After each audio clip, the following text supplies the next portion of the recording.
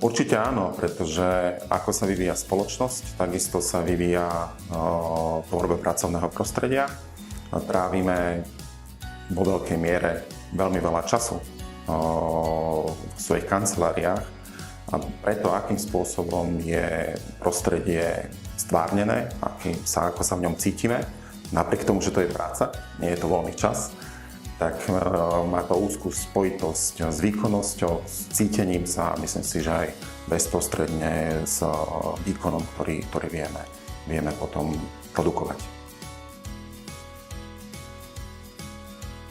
Mali by reagovať predovšetkým, pretože je to vývoj, rozvoj. To znamená, že nemôžeme stáť na rovnakom mieste, lebo by sme sa nevyvíjali ako spoločnosť, ako jednotlivci, ako firmy.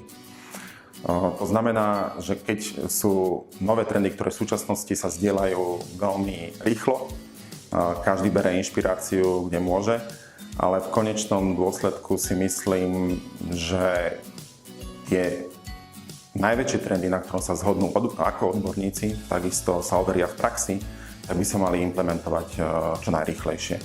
Je to oživenie toho pracovného prostredia a určite prináša nový vietor aj do kancelárií.